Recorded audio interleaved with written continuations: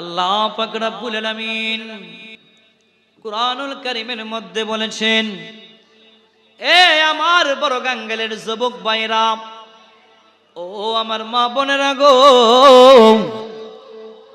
আমার আল্লাহরে একবার আল্লাহ বলিয়া ডাক দিলেন, আমার আল্লাহ 70 বার জবাব দিয়ে থাকে। আমরা আল্লাহকে আল্লাহ বলিয়া ডাক দিলে আল্লাহ আমাদেরকে নাম বলে ডাক দেই নাম। আল্লাহ তার বান্দাদেরকে জীবনের সমস্ত গুনাহ মাফ করিয়া আল্লাহ তার বান্দাদেরকে ডাক দেই। জবান খুলে বলেন সুবহানাল্লাহ। আল্লাহ পাক রব্বুল আলামিন এই দুনিয়া আমার আল্লাহ সুন্দর কইরা সাজাইয়াম, আমার আল্লাহ পাক রব্বুল আলামিন সমস্ত কিছুর মালিকানা 18,000 মাখলুকাত, 80,000 আলম, চন্দ্র সূর্য, জান্নাত, এমনকি হাউজে কাউসার, সমস্ত সৃষ্টি জগতের মালিকানা আমার আল্লাহ আমার নবীরে বানাইয়া দিয়েছে। এই জন্য আমরা নবীর গান গাই, এই জন্য আমরা নবীর শান গাই। ও বন্ধুরা রে, নবীর শান গাইলে আমার আল্লাহ তারে মহব্বত করে রে, নবীর শান গাইলে আমার আল্লাহ তারে বড় পছন্দ করে। জবান খুলে বলেন সুবহানাল্লাহ। আজকে আমরা কেন নবীর শান গাই, কেন নবীর গান গাই? নবী ছাড়া কোনো উপায় থাকবে না। এই পৃথিবীর মধ্যে যত নবী রাসূলগণ আসবেন এবং এসেছেন, যত নবী রাসূলগণ এসেছেন এই পৃথিবীর মধ্যে, সমস্ত নবীরা একটাই সুসংবাদ দিয়েছে, আসতেছে তোমাদের একজন শ্রেষ্ঠ আখিরি নবী, যিনি পৃথিবীর সর্বশ্রেষ্ঠ নবী হিসেবে, রহমত হিসেবে পৃথিবীর মধ্যে আগমন করবে। এই সুসংবাদ আমার আল্লাহ প্রত্যেকটা নবীকে আমার আল্লাহ জানাইয়া দিয়েছে। যত আসমানি কিতাব আছে, তাওরাত, জাবুর, ইনজিল, প্রত্যেকটা আসমানি কিতাবের মধ্যে আমার আল্লাহ পাক রব্বুল আলামিন আমার নবীজির আগমনের সুসংবাদ আমার আল্লাহ জানাইয়া দিয়েছে। বলেন সুবহানাল্লাহ। ওরে পড়ো দরুদ নবী মুস্তাফা, আইরে সময় যাই, পড়ো দরুদ নবী। আল্লাহ যখন ছিল একা, নাহি ছিল কোন শোকা, তখন আল্লাহ প্রকাশিতে চাই রে সময় যাই, পড়ো দরুদ নবী পাই, পড়ো দরুদ নবী মুস্তাফা, আইরে সময় যাই, পড়ো দরুদ। গভীর মনোযোগ, ও আমার বড় গাঙ্গেলের বাবারা, ও আমার মা বোনেরা গো, আমি আজকে এমন একটা বিষয় নিয়েছি, এমন একটা বিষয় আমি আলোচনা করতে চাই, আমি বুঝাইতে চাই আমার নবীর শান আল্লাহ কত বাড়িয়ে দিয়েছে, আমার নবীর শান আল্লাহ কত উপরে করেছে। আমার নবীকে আল্লাহ এত সম্মানী বানিয়েছে, আমার নবীর শান আমার আল্লাহ এত বাড়াইয়া দিয়েছে। আল্লাহর পরে যার স্থান তিনি হচ্ছে আমাদের নবী। জবান খুলে বলেন সুবহানাল্লাহ। এ বন্ধুরা রে, একজন বাদশা ছিল যার নাম ছিল তুব্বে হাওয়াল হিমিয়ারি, যিনি ছিলেন বিশাল এক সাম্রাজ্যের মালিক, ইয়ামেনের বাদশাহ, ইয়ামেনের বাদশাহ যার নাম ছিল তুব্বে হাওয়াল হিমিয়ারি।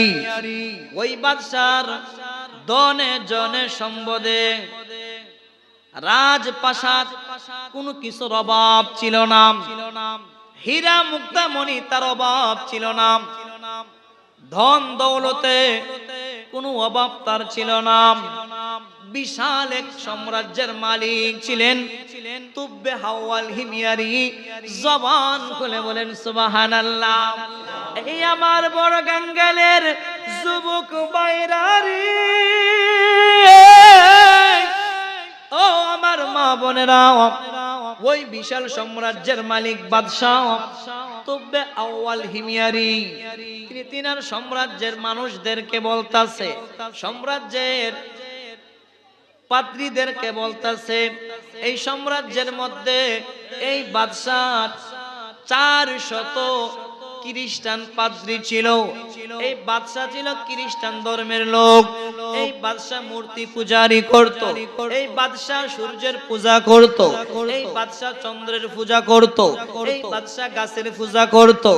এই বিশাল সাম্রাজ্যের মালিক তুব্বে হাওয়াল হিমিয়ারি, বিশাল সাম্রাজ্যের মালিক ছিল, কোনো কিছুর অভাব ছিল না। এই বাদশা মনে মনে একদিন ভাবতেছে, আমি ইয়ামেনের বাদশাহ, কিন্তু আমি শুনলাম মক্কা নগর নামে একটা শহর আছে, মক্কা নগরী নামে একটা শহর আছে। এই শহরে একটা গড় আছে, দামি একটা গড়। এই গড়ের নাম হচ্ছে বাইতুল্লাহ। এই গড়ের মানুষ অনেক সুনাম করে, মানুষ নাকি এই গড় দেখার জন্য যায়। এই ঘর দেখলে নাকি দিল নরম হয়ে যায়, এই গড় দেখলে নাকি মানুষের মন নরম হয়ে যায়। এই আমার যুবক বাইরা রে, ও আমার বড় গাঙ্গালের মা বোনেরা, এই বাদশা তার সাম্রাজ্যের মধ্যে জানিয়ে দিয়েছে, তার খ্রিস্টান ধর্মের পাদ্রী প্রায় 400 পাদ্রীদেরকে বলতাছে, চলো চলো আমরা মক্কা নগরী ভ্রমণ করব, চলো আমরা মক্কা নগর সফর করব। মক্কা নগরে একটা ঘর আছে, সম্মানী ঘর, একটা ঘর আছে যার নাম হচ্ছে বাইতুল্লাহ। ওই বাইতুল্লাহ শরীফ দেখার জন্য আসো আমরা মক্কা নগরীতে সফর করব। জবান খুলে বলেন সুবহানাল্লাহ। বিশাল সাম্রাজ্যের মালিক বাদশা তুব্বে হাওয়াল হিমিয়ারি 400 জন খ্রিস্টান পাদ্রীদেরকে নিয়ে মক্কা নগরীর মধ্যে আসবে। আসার আগে এই বাদশা মক্কা নগরীর মানুষদেরকে জানিয়ে দিয়েছে, তোমাদের দেশে মক্কা নগরীতে একজন বাদশা আসতেছে, তোমরা তাকে স্বাগতম জানাইবা, তোমরা তাকে শুভেচ্ছা জানাইবা। জানাইয়া এই বাদশা আসতেছে, আসার আগে বাদশা জানিয়ে দিয়েছে, ইমুক দিন ইমুক তারিখে একজন বাদশা আসবে তোমাদের মক্কা নগরীতে। এ যুবক ভাইরা রে, এই বাদশা তুব্বে হাওয়াল হিমিয়ারি তিনার খ্রিস্টান ধর্মের 400 পাদ্রী, কয় শত পাদ্রী? 400 পাদ্রী। তারা ছিল তাওরাত কিতাবের হাফেজ, তারা ছিল জাবুর কিতাবের হাফেজ, তারা ছিল ইনজিল কিতাবের হাফেজ। 400 খ্রিস্টান ধর্মের পাদ্রীদেরকে নিয়ে মক্কা নগরীর মধ্যে আসতেছে। মক্কা নগরীর মধ্যে চলে এসেছে, জবান খুলে বলেন সুবহানাল্লাহ। যেই মাত্র মক্কা নগরী এই বাদশাহ আসলো রে, এই বাদশার মনের ভিতরে একটা আতঙ্ক ঢুকলো। আমি বিশাল একজন বাদশাহ, অনেক সুনাম আমার আছে সারা পৃথিবীর বিশ্বের মধ্যে, আমি একজন বিশাল একজন সাম্রাজ্যের মালিক। এই মক্কার মানুষগুলাকে আমি জানাইয়া এসেছি, মক্কার মানুষগুলা জানাইয়া, মক্কার মানুষদেরকে জানাইয়া এসেছি আমি তাদের রাজ্যের মধ্যে, তাদের শহরে আমি আগমন করব। কিন্তু তারা আমাকে সম্মান দিল না, আমাকে তারা শুভেচ্ছা জানাইল না, আমাকে তারা সুস্বাগতম জানাইল না। এত বড় একজন বিশাল বাদশা আমি তুব্বে হাওয়াল হিমিয়ারি, আমি তাদেরকে জানাইয়া এসেছি। বলেন সুবহানাল্লাহ। আমাদের মাননীয় প্রধানমন্ত্রী শেখ হাসিনা, মমতাময় প্রধানমন্ত্রী শেখ হাসিনা যদি এই বড় গাঙ্গেল আসে, গেট কয়টা হবে? 50টা গেট হবে। কথা বলেন ঠিক কিনা? শুভেচ্ছা প্রত্যেকটা মানুষ পোস্টারের মাধ্যমে বলবেন শেখ হাসিনার আগমন, শুভেচ্ছার স্বাগত। বড় গাঙ্গেলের পক্ষ থেকে লাল গোলাপ শুভেচ্ছা জানাইবে কি জানাইবে না? বিশাল সাম্রাজ্যের মালিক বাদশা তুব্বে হাওয়াল হিমিয়ারি মক্কা নগরীর মধ্যে আগমন করবে। কোন মানুষ তাকে স্বাগতম জানাইল না, কোন মানুষ তাকে শুভেচ্ছা জানাইল না। এই বাদশা মনে মনে ভাবতেছে, কেন তার আমাকে শুভেচ্ছা জানাইল না, কেন আমাকে তার সুস্বাগতম জানাইল না, আমাকে কেন তারা সম্মান করলো না? আমার তো কোনো কিছুর অভাব নাই, বনে বনে জনে কোনো কিছুর অভাব নাই, আমাকে তারা কেন সম্মান করলো না? আমি জানতে চাই। বলেন সুবহানাল্লাহ। এই বাদশা তার পাদ্রীদেরকে বলতেছে, 400 পাদ্রী খ্রিস্টান ধর্মের জ্ঞানী লোক বলতেছে, আমি এত বড় একজন বাদশা, তাদেরকে জানায় এসেছি, তাদের শহরে আসতেছি, কিন্তু তারা আমাকে কোনো সুস্বাগতম জানাইলো না। খ্রিস্টান ধর্মের পাদ্রীগণ 400 পাদ্রী একসাথে বলতেছে, ও বাদশা মহোদয়, তারা এই শহরের মধ্যে যত বড় বাদশা হোক না কেন, যত বড় বাদশা হোক না কেন, রাজা বাদশা হোক না কেন, এই শহরের মধ্যে কোনো বাদশা আসলে কাউকে তারা স্বাগতম জানায় না, কারণ তাদের কাছে সম্মানী একটা গড় আছে, এই গড়ের নাম বাইতুল্লাহ। এই বাইতুল্লাহ শরীফকে তারা সম্মান করে, বাইতুল্লাহ শরীফকে তারা বড় মান সম্মান, বাইতুল্লাহ শরীফকে বড় তারা সম্মান করে, বাইতুল্লাহ শরীফ থেকে কাউকে তারা সম্মান দেয় না।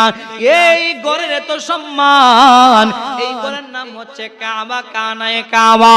এই কানায়ে কাবা হচ্ছে তাদের সম্মানী গড়। এই কাবার চেয়েও তারা কাউকে তো সম্মান দেয় না। এই জন্য এই শহরের মধ্যে আপনি কেন, আপনার থেকে বড় বাদশা যদি আসে, কাউকে তারা সম্মান দিবে না। তাদের কাছে সম্মানী গড় হচ্ছে আল্লাহর কানায়ে কাবা। জবান খুলে বলেন আল্লাহু আকবার, ইয়া রাসূলুল্লাহ। এই বাদশা ডাক দিয়া কই, এই আমার খ্রিস্টান ধর্মের পাদ্রীরা রে,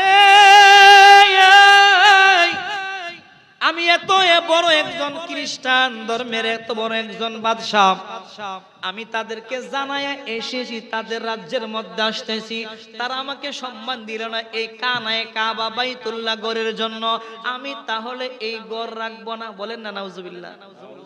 কত বড় নাফরমানগণ, কত বড় নাফরমান বাদশা ছিল।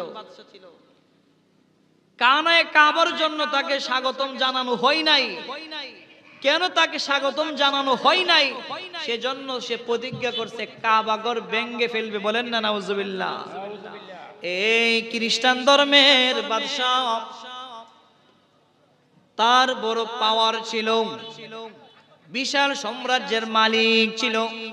এই বাদশা বলতেছে, আমি এই গড় রাখবো না, যে কানায়ে কাবার জন্য আমাকে মানুষ সম্মান করে না, যে কানায়ে কাবা বাইতুল্লাহর জন্য আমাকে মানুষ স্বাগতম দেই না, তাহলে এই গড় আমি আর রাখবো না। এই বাদশা গড় ভাঙার জন্য প্রস্তুতি নিয়েছে। একসাথে 400 খ্রিস্টান ধর্মের পাদ্রী বলতেছে, সাবধান সাবধান সাবধান, ও বাদশাহ, আগুন নিয়ে খেলা কইরেন না, আগুন নিয়ে খেলা কইরেন না, সাবধান, এই ঘরের মধ্যে আঘাত কইরেন না। এটা কোনো সাধারণ ঘর নয়, এটা হচ্ছে আল্লাহর মনোনীত কাবা ঘর। এই ঘরের নাম হচ্ছে কানায়ে কাবা, এই ঘরের নাম হচ্ছে বাইতুল্লাহ। সাবধান সাবধান বাদশাহ, এই ঘরের সঙ্গে বেয়াদবি করেন না। এই এলান সতর্ক জারি করতে পার 400 খ্রিস্টান ধর্মের পাদ্রী। জবান খুলে বলেন সুবহানাল্লাহ। তাকে সাবধান করার পরেও খ্রিস্টান ধর্মের পাদ্রীরা ছিল পণ্ডিত। তাদের পণ্ডিত্য ছিল তাওরাত কিতাবের মধ্যে, তাদের পণ্ডিত্য ছিল ইনজিল কিতাবের মধ্যে। ইনজিল কিতাব আমার আল্লাহ, তাওরাত কিতাব আমার আল্লাহ, জাবুর কিতাব আমার আল্লাহ। কথা বলেন ঠিক কিনা? 104 খানা মনোনীত কিতাব আল্লাহর, 104 খানা কিতাবের মধ্যে 4 কিতাব হচ্ছে, 4 খানা কিতাব হচ্ছে আল্লাহর মনোনীত কিতাব, তাওরাত, জাবুর, ইনজিল, কুরআন। বলেন সুবহানাল্লাহ। খ্রিস্টান ধর্মের 400 পাদ্রী বলতেছে, সাবধান সাবধান বাদশা, এই ঘরের সঙ্গে বেয়াদবি কইরেন না, এই ঘরের মধ্যে আঘাত কইরেন না। সতর্ক দেওয়ার পরও এই বাদশা একটা বড় একটা কিছু নিয়া ঘরের মধ্যে যখন বেয়াদবি করার, ঘরের মধ্যে যখন আঘাত করতে লাগলো, এক আঘাত করার মাত্রই তার উপরে আল্লাহর গজব নাজিল হয়ে গেল। বলেন না নাউজুবিল্লাহ। কত বড় বেয়াদব। দ্বিতীয়বার যখন এই কাবা ঘর ভাঙার জন্য ঘরের মধ্যে আঘাত করলো, আল্লাহর গজব তার উপরে নাজিল হয়ে গেল। ফিনকি মেরে তার মুখ দিয়ে রক্ত বাইর হইতাছে, নাক দিয়ে রক্ত বার হয়ে যায়, কান দিয়ে রক্ত বার হয়ে যায়, শরীরগুলা হাড্ডিগুলা চসমস হরে ভেঙে যাচ্ছে। এই বাদশা মাটির মধ্যে পড়ে যাচ্ছে আর বলতেছে বাঁচাও বাঁচাও বাঁচাও। আমি বুঝতে পারি না আল্লাহর তো সম্মানী একটা ঘর, এই ঘরের সঙ্গে বেয়াদবি করেছি, এই ঘরের মধ্যে আঘাত করেছি। ও পাদ্রীরা আমারে বাঁচাও।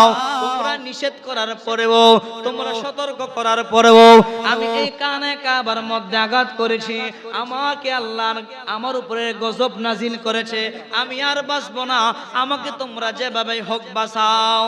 এই একসাথে সমস্ত 400 খ্রিস্টান ধর্মের পাদ্রী বলতেছে বাদশা মহোদয়, আপনাকে প্রথমই সতর্ক করেছিলাম, সাবধান, এই ঘর কোনো সাধারণ ঘর নয়, এই ঘর হচ্ছে কানে কাবা, এই ঘরের সঙ্গে বেয়াদবি করে কোনো মানুষ বাঁচতে পারবে না।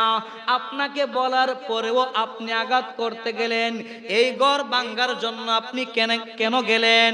ও বাদশাহ, আপনি মাপ চান ওই ঘরের মালিকের কাছে, ওই ঘরের মালিক একমাত্র আমার আল্লাহ, এই ঘরের মালিক একমাত্র আমার আল্লাহ। জবান খুলে বলেন সুবহানাল্লাহ। যেই মাত্র বাদশাহ আল্লাহর কাছে নত হইয়া সেজদার মধ্যে পড়ে বলে মালিক বুঝতে পারি নাই, মালিক মালিক আমি বুঝতে পারি নাই, এই ঘর এত সম্মানী ঘর, এই ঘরের এত দাম, এই ঘরের নাম হচ্ছে কানে কাবা, এই ঘরের নাম হচ্ছে বাইতুল্লাহ, বাইতুল্লাহ শরীফের সম্মান আমি বুঝতে পারি নাই। ও ঘরের মালিক আমার আল্লাহ, আর আমি কোনোদিন বেয়াদবি করব না, আমাকে মাফ করে দাও আল্লাহ, আর আমি কোনোদিন এই ঘরের সঙ্গে বেয়াদবি করব না।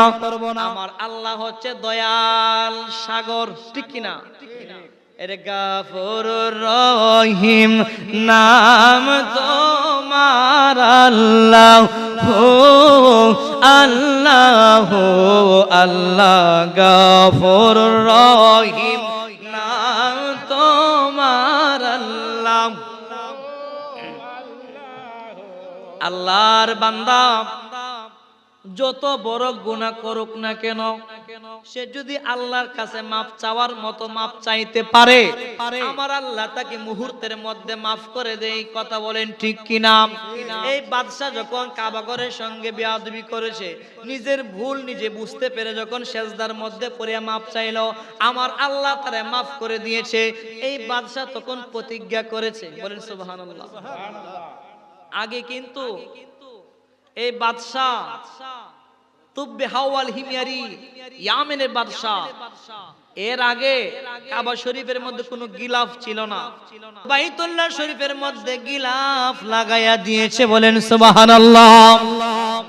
তখন সমস্ত পাদ্রীরা বলতেছে এই ঘরের এত দাম, সমস্ত পাদ্রীরা প্রায় 400 পাদ্রী বলতেছে ও বাদশা মহোদয়, এই ঘর কাবা ঘর কানে কাবা, কানে কাবা ঘর দামি হয়েছে, একজন নবী আসবে এই শহরের মধ্যে, এই রাজত্বের মধ্যে, এই দেশের মধ্যে নবী আসবে, এই মক্কা নগরীর মধ্যে একজন নবী আসবে, যেই নবী হচ্ছে মুহাম্মাদুর রাসূলুল্লাহ সাল্লাল্লাহু তাআলা আলাইহি ওয়াসাল্লাম। এই নবীর উসিলা এই ঘরের দাম আমার আল্লাহ বাড়াইয়া দিয়েছে। এই নবী মক্কা নগরীর মধ্যে আসবে, মক্কার মানুষরা নবীকে চিনতে পারবে না, নবীর উপরে অনেক আঘাত করবে, নবীকে অনেক অত্যাচার করবে। বলতেছে বাদশা মহোদয়, ও নবী, এই নবী এই মক্কা নগরীর মানুষের অত্যাচারে একদিন মক্কা ত্যাগ করে মদিনাতেও চলে যাবে, বলেন সুবহানাল্লাহ। এই কথা কার কাছে বলতেছে? বাদশার কাছে, খ্রিস্টান ধর্মের পাদ্রীরা বলতেছে। পাদ্রী বলা হয় খ্রিস্টান ধর্মের অর্থাৎ কিতাবের পণ্ডিত।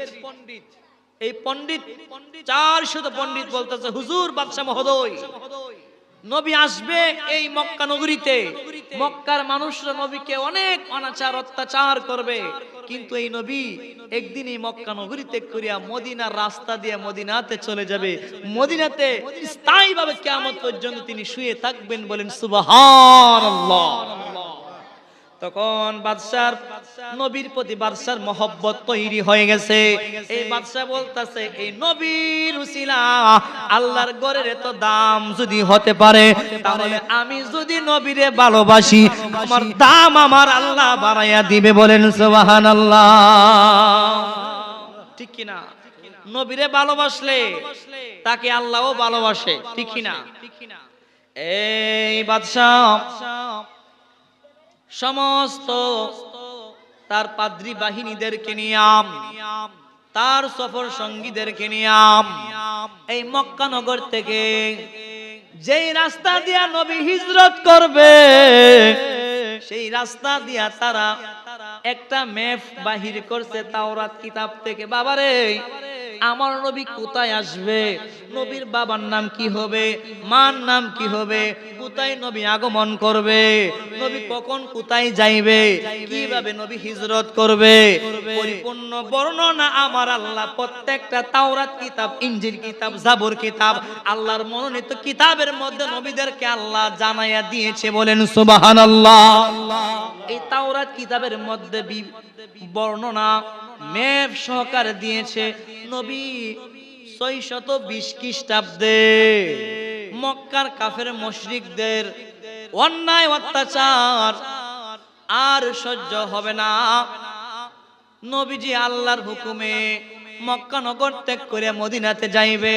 বাদশা সম্পূর্ণ বর্ণনা, সম্পূর্ণ কাহিনী তার পাদ্রীদের মুখ থেকে শুনিয়া নবীর প্রতি তার ভালোবাসা বেড়ে যাচ্ছে। বলেন সুবহানাল্লাহ।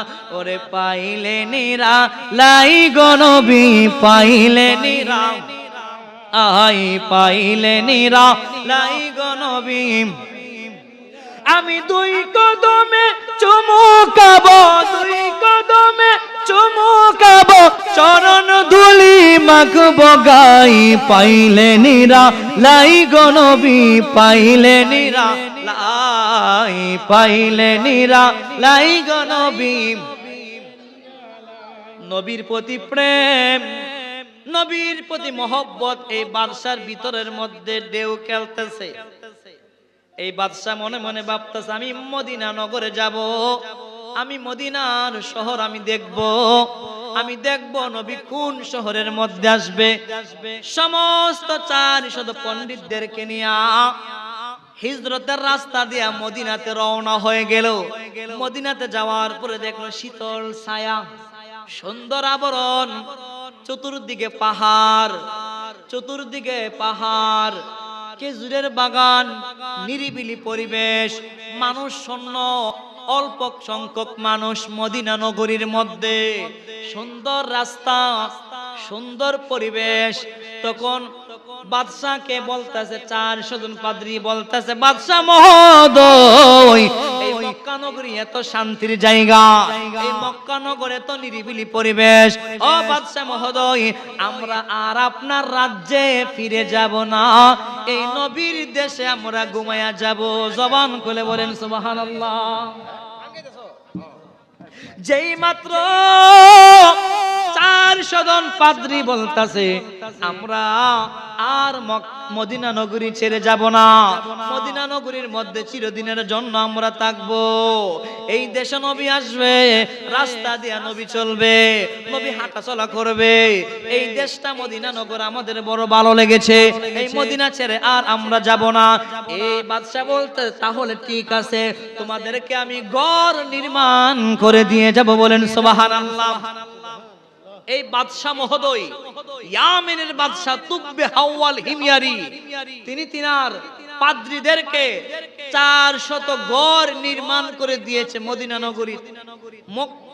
মদিনা নগরীতে থাকার জন্য বাড়ি 400 বাড়ি ঘর নির্মাণ করে দিয়ে গেছে। বলেন সুবহানাল্লাহ। 400 ঘর নির্মাণ করেছে। তখন বাদশা বলতেছে এই আমার পাদ্রীরা তোমরা শুনো শুনো শুনো তোমরা শুনো, আমি তো চলে যাইতে হবে, আমার তো বিশাল সাম্রাজ্য আছে। তোমরা তাকো মদিনা নগরীর মধ্যে, তোমরা তাকো, তোমাদেরকে ঘর বানায়া দিয়ে গেলাম, তোমাদেরকে বাড়ি বানায়া দিয়ে গেলাম, তোমরা মদিনা নগরীর মধ্যে অবস্থান করো। আর আমি তো বেহাওয়াল হিমিয়ারি, আমি আমার রাজত্বের মধ্যে চলে যাইতে হবে, নতুবা আমার রাজত্ব ধ্বংস হয়ে যাবে। ও বাদশা তখন বলতেছে, ও আমার পাদ্রীরা, আমি যাওয়ার বেলা চলে যাব, তবে হ্যাঁ আমি একটা ঘর নির্মাণ করব আমার মনের মতো করে। বলেন সুবহানাল্লাহ। একটি ঘর নির্মাণ করে দিয়ে যাব, এই ঘরের মালিক হবে রাহমাতাল লিল, এই ঘরের মালিক হবে রাহমাতাল লিল। আমার নবীর আগমনের 1000 বছর আগে ওই বাদশার ঘটনা। কয় হাজার বছর আগে? নবীজি শরীয়তে জাহিরি ভাবে দুনিয়াতে আসে নাই, শরীয়তের কথা বুঝবেন, শরীয়তের জাহিরি ভাবে দুনিয়াতে আগমন করে নাই। তখন ওই বাদশা নবীর প্রেমের মধ্যে পড়ে, নবী আসবে মদিনা শরীফে হিজরত করে, ওই নবীর জন্য 1000 বছর আগে বাদশা সুন্দর করে সাজাইয়া গুজাইয়া একটা ঘর নির্মাণ করে দিয়ে গেল 400 জন খ্রিস্টান পাদ্রীর হাতে। বলেন সুবহানাল্লাহ। বলতেছে, আমি আমার মনের মতো করে ডিজাইন দিয়া সুন্দর কইরা সাজাইয়া একটা ঘর আমি বানায়া দিয়ে গেলাম, আর আমার হাতে একটা সিটি, এই সিটির মধ্যে আমি আমার মনের বাসা, আমি আমার মনের আবেগ আমি দিয়ে গেলাম। আমার নবী রাহমাতাল লিল আলামিন 1000 বছর পরে মদিনাতে আসবে, আসার পরে আমার নবীকে এই ঘর উপহার তোমরা দিয়ে দিবা, আর আমার লেখা সিটি তোমরা ওই নবীর কাছে দিবা। চিৎকার মেলে বলেন সুবহানাল্লাহ। যেই দিন আমার নবীজি 620 খ্রিস্টাব্দে মক্কা নগরী ত্যাগ করবে, সমস্ত কাফের মুশরিকরা, মক্কার সকল কাফের মুশরিকরা ষড়যন্ত্র করছে, যেভাবেই হোক না কেন আমার নবীকে পৃথিবী থেকে সরাইয়া দিবে। বলেন না নাউজুবিল্লাহ। তখন কাফের মুশরিকরা তারা ওয়াদা করেছে, প্রতিজ্ঞা করেছে, যেভাবেই হোক এই মুহাম্মদকে পৃথিবী থেকে সরাইয়া দিতে হবে। আমার আল্লাহ আদেশ করেছে, ও নবী গো, এই মুহূর্তে আপনি মক্কা নগরী ত্যাগ করিয়া রাত্রের আধারে মদিনাতে হিজরত করেন। বলেন সুবহানাল্লাহ। আমার নবীজি তখন নিজের ঘর থেকে বাহির হলেন। ঘর থেকে বাহির হওয়ার পরে দেখেন কাফের মুশরিকরা চতুর্দিকে ঘেরাও করে রাখছে, আমার নবী যেন পালাইতে না পারে। কথা বলবো না, কাফের মুশরিকরা চতুর্দিক দিয়ে ঘেরাও করে রাখছে, আমার নবী যেন পালাইতে না পারে। আমার নবী ডাক দিয়ে কই, আল্লাহ, আপনি আমাকে আদেশ করেছেন মক্কা নগর ত্যাগ করার জন্য, আমি কিভাবে যাব? আমাকে তো তারা চতুর্দিকে ঘেরাও করে রাখছে। আমার আল্লাহ আমার নবীর কানে কানে জানাইয়া দিয়েছে, বন্ধু বন্ধু, আপনি আপনার হাতের মধ্যে এক মুষ্টি বালি লন। কি লইতো? বালু। বাংলা ভাষাতে কি বলে? বিটা বালু বলে না নি? এক মুষ্টি বালু আপনার হাত মোবারকের মধ্যে লন, আর বালি গুলা চতুর্দিকে চুরে মারেন। বলেন সুবহানাল্লাহ। আমার নবীজি আল্লাহর হুকুমে এক মুষ্টি বালি হাতের মধ্যে নিয়া চতুর্দিকে চুরে মারলেন। প্রত্যেকটা বালির কণা প্রত্যেকটা কাফের মুশরিকের চৌকের মধ্যে পড়লেন। কোথায় পড়লেন? চৌকের মধ্যে পড়লেন। তারা অন্ধ হয়ে গেল। এই পাক দিয়া, এই ফাঁকে আমার নবী মক্কা নগর ত্যাগ কইরা আবু বকরের বাড়ির মধ্যে চলে গেল। বলেন সুবহানাল্লাহ। অর্থাৎ হুজরা মুবারক থেকে আবু বকরের ঘরের কাছে চলে গেল। বলেন সুবহানাল্লাহ। কথা ছিল কি, যে আবু বকরকে সঙ্গে নিয়া নবী মদিনাতে হিজরত করবে। 6 মাস আগে আবু বকরকে বলেছিল, তোমাকে কোনো একদিন রাত্রির আধারে আমার সঙ্গে তোমাকে হিজরত করতে হবে। যেই মাত্র রাত্রির আধারে আমার নবীজি আবু বকর সিদ্দিক রাদিয়াল্লাহু তাআলা আনহুর ঘরের দরজার মধ্যে এইভাবে টক টক করলো। তখন আবু বকর বলছে, আসসালামু আলাইকা ইয়া রাসূলুল্লাহ। বলেন সুবহানাল্লাহ। আমার নবী অবাক হয়ে গেলেন, কি আবু বকর তুমি কি ঘুমাও নাই? আবু বকর ডাক দিয়ে বলল, ইয়া রাসূলুল্লাহ, নবী গো, আপনি 6 মাস আগে আমাকে বলেছিলেন কোন একদিন আপনার সঙ্গে রাত্রের আঁধারে হিজরতের সফর সঙ্গী হওয়ার জন্য। এই অপেক্ষা 6 মাস পর্যন্ত আমি করতেছি। ও নবী গো, আপনার সঙ্গে হিজরতে যাওয়ার জন্য নবী আমি 6 মাস পর্যন্ত ঘুমাই নাই, আমি আমার বিছানার মধ্যে পিঠ লাগাই নাই। রাত্রির শুরু থেকে শেষ পর্যন্ত আমি দরওয়াজার মধ্যে হেলান দিয়ে দাঁড়িয়ে থাকতাম আর অপেক্ষা করতাম কোন দিন আইসা আমাকে ডাক দিবেন, কোন দিন আইসা বলবেন আবু বকর চলো হিজরত করার জন্য। এই অপেক্ষা করতে করতে 6 মাস পর্যন্ত আমি করতেছি। নবী গো, আসেন আপনার সঙ্গে আমি চলে যাই। বলেন সুবহানাল্লাহ। যেই দিন হিজরতে আবু বকরকে সঙ্গে নিয়ে যাইতে যাইতে যাইতে যাইতে একটা জায়গার মধ্যে অবস্থান নিল, আশ্রয় নিল। ওই জায়গাটার নাম হচ্ছে জাবালে সাওর, সাওর পাহাড়। এই পাহাড়ের কিনারে একটা গুহা ছিল। হিজরতে যাওয়ার সময় সময় লাগছে 3 দিন। মক্কা থেকে মদিনাতে হিজরত করার 3 দিন সময় লাগছে। কই দিন? নবীজি এবং আবু বকর রাত্রির আঁধারে হাঁটাচলা করত, মদিনার রাস্তা দিয়া যাইতো। আর দিনের বেলা কোন কাফের মুশরিকদের থেকে আড়াল হওয়ার জন্য লুকিয়ে থাকতো, যেন তারা না দেখতে পায়, না ধরতে পায়। জাবালে সূর পাহাড়ের কিনারার মধ্যে গুহার মধ্যে নবীজি দিনের বেলা আশ্রয় নিয়েছে। চতুর্দিক দিয়ে কাফের মুশরিকরা বের হয়ে গেল নবীকে ধরার জন্য। ষড়যন্ত্র করেছে পৃথিবী থেকে নবীকে সরাইয়া দিবে। বলেন না নাউজুবিল্লাহ। আমার নবীজি আবু বকরকে নিয়া জাবালে সূর পাহাড়ের কিনারার মধ্যে গুহার মধ্যে ঢুকলো। ওই দিক দিয়ে কাফের মুশরিকরা চলে আসছে নবীরে ধরার জন্য। আমার আল্লাহ ডাক দিয়া কই, ও কবুতর যাও গুহার মুখে যাও, ও মাকড়সা গুহার মুখে যাও। মাকড়সাকে বললো তুমি বাসা বাঁধাও। তুমি মাকড়ের শ্বাস দিয়া, মাকড়সার শ্বাস দিয়া তুমি তোমার জাল পাতো। আর কবুতরকে বলছে তুমি বাসা বাঁধো, বাসা বেঁধে তুমি ডিম পারো, যেন তারা বুঝতে না পারে এই গুহার মধ্যে নবীজি ঢুকেছে, এই গুহার মধ্যে কোন লোক আছে। সঙ্গে সঙ্গে মাকড়সা এই গুহার মধ্যে যে জাল পেতেছে, আর কবুতর ডিম পেরে বাসা বেঁধে বসে আছে। তখন কাফের মুশরিকরা তারা বুঝলো এখানে কেউ আসতে পারে না। তাদের সন্দেহ দূর হয়ে গেল। এই গুহার মধ্যে একটা করুণ একটা কাহিনী ঘটে গেল। বলেন সুবহানাল্লাহ।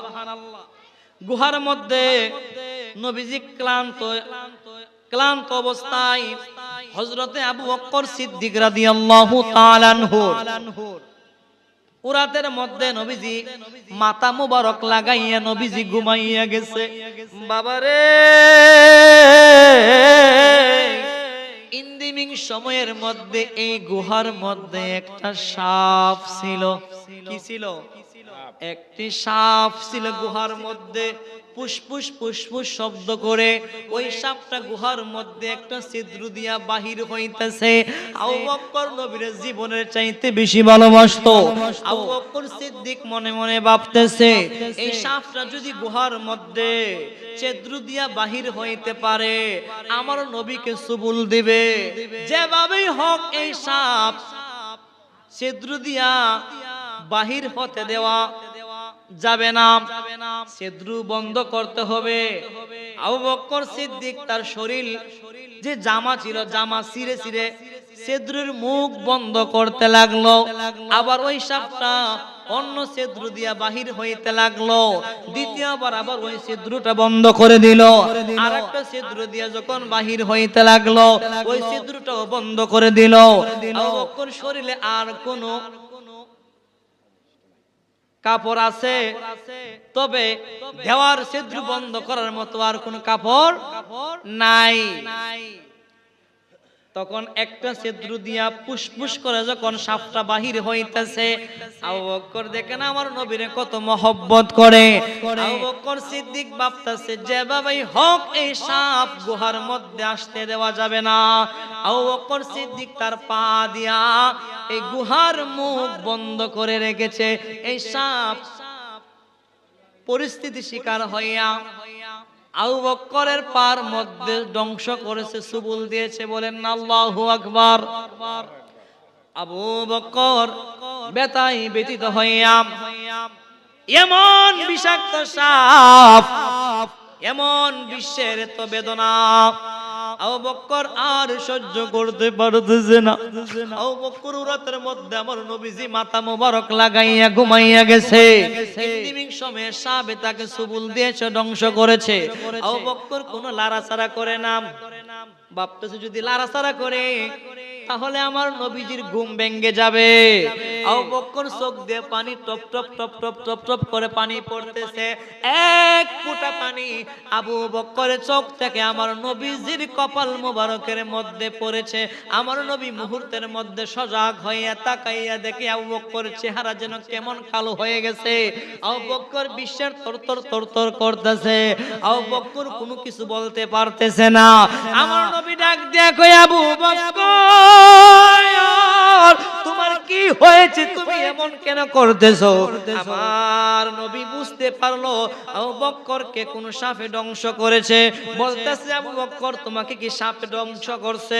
বলছে ইয়া রাসূলুল্লাহ নবী গো দেখেন প্রত্যেকটা ছিদ্র আমি বন্ধ করেছি, একটা ছিদ্র আমি পা দিয়ে বন্ধ করে রেখেছি, সাপে আমাকে দংশন করেছে। আমার নবীজি রহমাতাল লিল আলামিন, রহমতের নবী, যেই মাত্র তুতু মুবারক লাগাইয়া দিলেন আবু বকরের বিষাক্ত জায়গার মধ্যে, সেই জায়গার মধ্যে সাপে সুবুল দিয়েছে, এই জায়গার মধ্যে যখন নবীজির তুতু মুবারক লাগাইয়া দিয়েছে, সঙ্গে সঙ্গে আবু বকরের সাপের বিষ ভালো হয়ে গেছে। বলেন সুবহানাল্লাহ। ও নবীর প্রেমিকেরা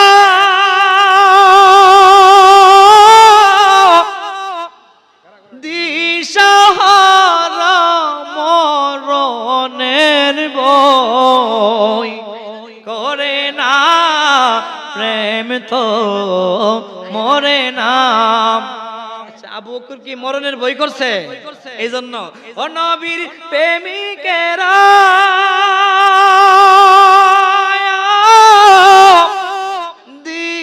দিশাহারা মরণের ভয় করে না, প্রেম তো মরে না। প্রেম কইরাছে মুসা নবী তোর পাহাড়ে গেলেন চলি রে, প্রেম কইরাছে মুসা নবী তোর পাহাড়ে গেলেন চলি রে। বলে খুদার নূরে পাহাড় জ্বলে মুসা নবী জ্বলে না, প্রেম তো মরে না। ও নবীর প্রেমিকেরা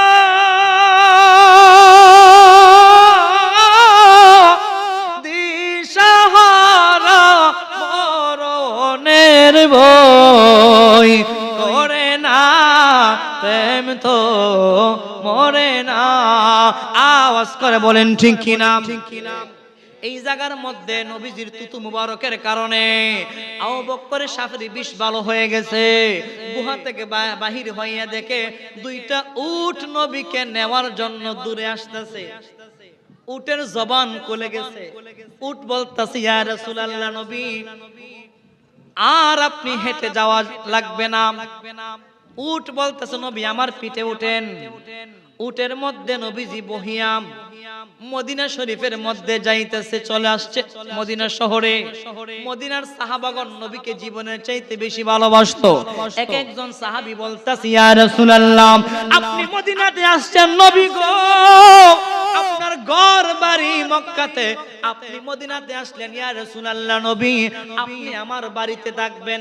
আরেকজন সাহাবী বলতাছে ও নবী আপনি আমার বাড়িতে থাকবেন। আরেকজন সাহাবী বলতেছে নবী আপনি আমার বাসা থাকবেন, সারা জীবন আপনাকে লালন পালন করব, আপনাকে সেবা যত্ন করব।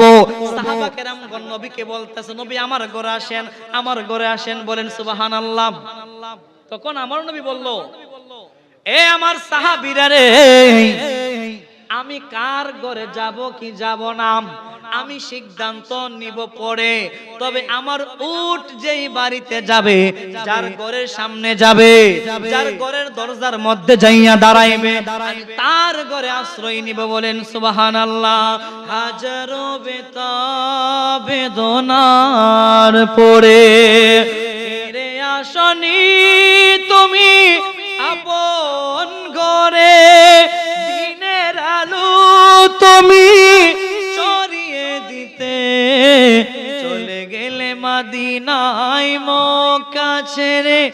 হে রাসূল তোমাকে বলি আমি কেমন করে, হে রাসূল তোমাকে বলি আমি কেমন করে। বলেন সুবহানাল্লাহ। যেই দিন নবী মদিনা নগরীর মধ্যে আসলো, সাহাবা কেরামগণ আফসোস করতেছে নবী আমার ঘরে আসলে আমি নবীরে বড় আদর করতাম, মায়া করতাম। তখন আমার নবী বলতেছে এ মদিনার সাহাবাগণ আমি কার ঘরে যাব কি যাব না, আমার উট যার ঘরের দরজার সামনে যাবে আমি তার ঘরে অবস্থান নিব। আমার নবী ইলমে গায়েব জানে কি জানে না? আর আওয়াজ বলেন ইলমে গায়েব জানে কি জানে না? বাংলাদেশের মধ্যে অনেক নাস্তিক মুরতাদ, অনেক মূর্খ জাহেল বক্তা আছে, তারা বলে আমার নবী নাকি গায়েব জানে না। তারা আমার নবীর শানে অনেক কটূক্তি বদনাম করে। ওই সমস্ত আলেমরা হলো গুস্তাখে রাসূল, তারা হইল গুস্তাখে রাসূল। তাদের ভিতরে নবীর বিন্দু মাত্র ভালোবাসা নাই। যদি মহব্বত থাকতো কোনদিন নবীর শানে বেয়াদবি করতে পারতো না। এ আমার যুবক ভাইরা রে, নবী ডাক দিয়ে বলতেছে আমার উট যার ঘরে যাবে আমি তার ঘরে আশ্রয় নিব। দেখা গেল কি এই নবীর উট যাইতে যাইতে যাইতে যাইতে একজন সাহাবী যার নাম হচ্ছে আইয়ুব আনসারী। বলেন সুবহানাল্লাহ। নবীর উট আইয়ুব আনসারী নবীর একজন সাহাবী, তার ঘরের দরজার সামনে বসে গেল। বলেন সুবহানাল্লাহ। এই ঘরটা খুবই সুন্দর ছিল। তখন আইয়ুব আনসারী ঘর থেকে বাহির হইয়া বলতেছে ইয়া রাসূলুল্লাহ নবী, ও নবী গো এটা আমার কোন ঘর নয়, আমার বংশের 14 পুরুষ আগে 1000 বছর আগে একজন বাদশাহ, ইয়ামেনের একজন বাদশাহ যার নাম ছিল তুব্বে হাওয়াল হিমিয়ারি। ওই বাদশাহ এই মদিনা নগরীর মধ্যে আসিয়া আপনি আসবেন এই সুসংবাদ শুনিয়া আপনার জন্য একটি ঘর নির্মাণ করে রেখে গেছে। এই ঘর মূলত আমার না, এই ঘর হচ্ছে আপনার।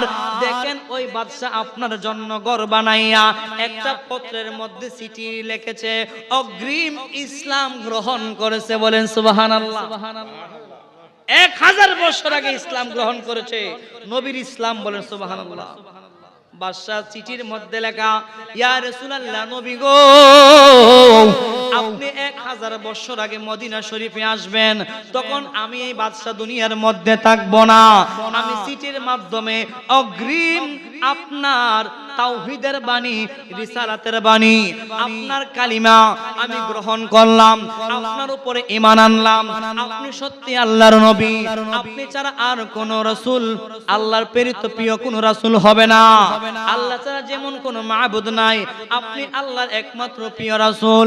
আমি আপনাকে না দেখিয়া 1000 বছর আগে আপনার ইসলাম আমি গ্রহণ করেছি, বলেন সুবহানাল্লাহ। এই চিঠিখানা যখন নবী পড়লো তখন নবীজি বলতাছে নিশ্চয় ওই ব্যক্তিটা আমার বড় প্রেমিক, বড় পাগল ছিল, বলেন সুবহানাল্লাহ।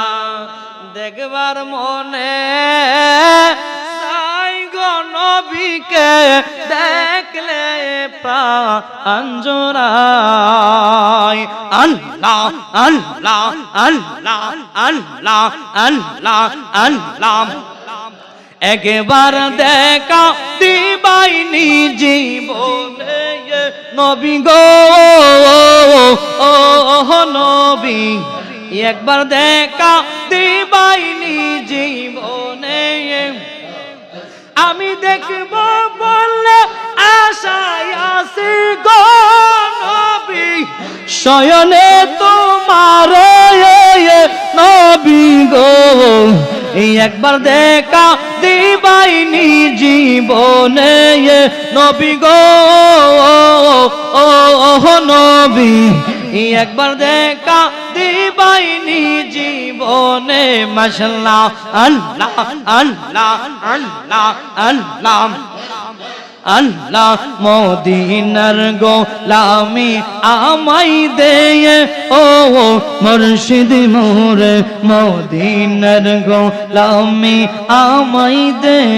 মাশাআল্লাহ আল্লাহ আল্লাহ আল্লাহ আল্লাহ আল্লাহ, মদিনার গোলামি আমায় দে মুর্শিদ মোরে, মদিনার গোলামি আমায় দে।